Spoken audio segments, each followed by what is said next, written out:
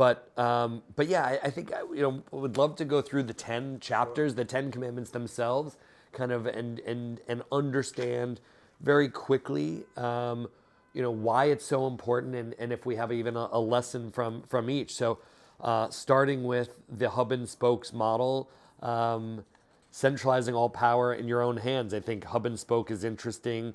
We all talk about trying to decentralize power, especially in companies, and empower our employees to make decisions and teams. You hear it nonstop at the Yale CEO summits. It's all about the different leadership styles, and not one have I heard say the best thing is to reside all power in the CEO's hands. Well, let's unpack that then. Josh, why don't you take us to the first chapter, and let's just skim across the 10 chapter headings. Yeah, and I want to get back to the idea of applying, right? Because I think this, as we talked about, these 10, probably, if not used properly, could also be dangerous. But yeah, I think would love to go through the 10 chapters, the 10 commandments themselves, kind of and understand very quickly, why it's so important, and if we have even a lesson from each. So, starting with the hub and spokes model. Centralizing all power in your own hands. I think hub and spoke is interesting. We all talk about trying to decentralize power, especially in companies, and empower our employees to make decisions and teams. You hear it nonstop at the Yale CEO summits. It's all about the different leadership styles, and not one have I heard say the best thing is to reside all power in the CEO's hands. But this is what had once been an outlier judicial theory of governance that has now become increasingly mainstream in the Supreme Court, is of a unified executive, which Trump has certainly stood for.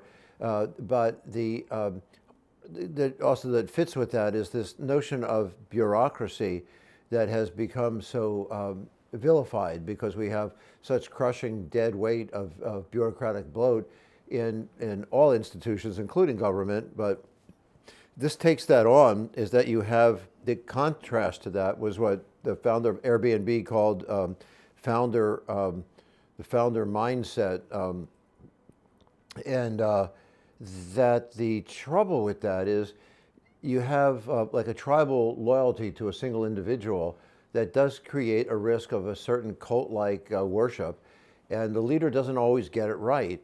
But also you have risk of corruption and capriciousness, of reckless, impulsive decision-making, and there's no check and balance.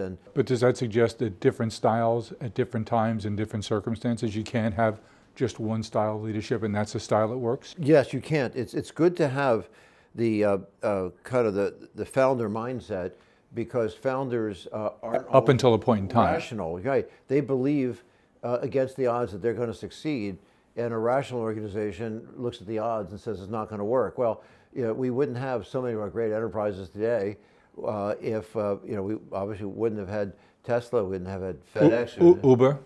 Uber, yeah. Uber would not exist if you didn't have a maniacally focused founder CEO in the beginning. And Freud talked about this, that civilization is advanced through its discontents, that the people who don't think like the rest of us change the world.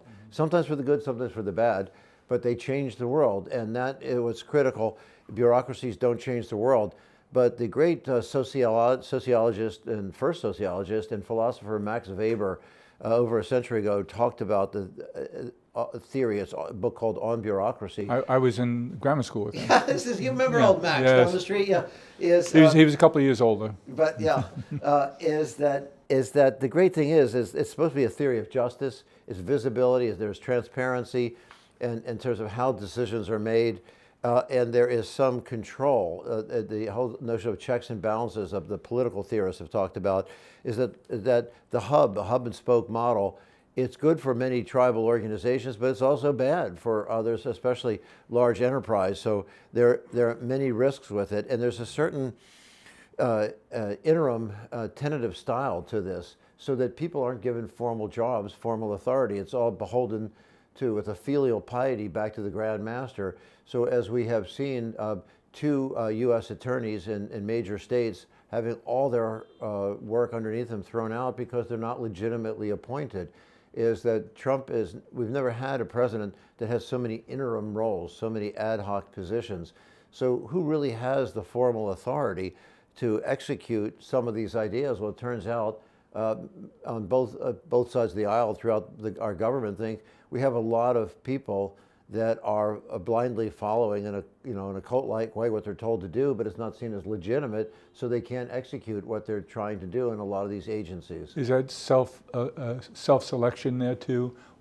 Does that preclude certain kinds of people from serving in an administration that has a hub and spoke kind of model? Definitely hurts merit as a basis, so that loyalty it tramples over merit. I don't know, Steve, if you want to add to that. Very much an intentional setup. If you look at the difference between President Trump's cabinet in his first term and his second term, you can see some of those differences reflected. In his first term, for example, you had individuals like General James Mattis, who was leading the Pentagon at the time, and these are individuals such as General Mattis with independent expertise, independent credentials, and independent qualifications who don't derive their legitimacy from their cabinet position or from their relationship to President Trump. If you ever heard General Mattis's interviews during his first term, he would simply say it was a great privilege to serve the country without necessarily always thanking President Trump individually or pledging personal fealty to him. But in that system, where power is centralized in the heads of a very strong leader who has that founder mode mentality, that independent legitimacy does not fit in that system. And that's why, at the end of the day, General Mattis fell out with President Trump during his first term, and that's why you're seeing a very different set of dynamics in the second term, because that independent expertise, independent qualifications, independent credibility, and legitimacy is a threat to the primacy of a very strong founder at the top of a very founder-led hierarchical system.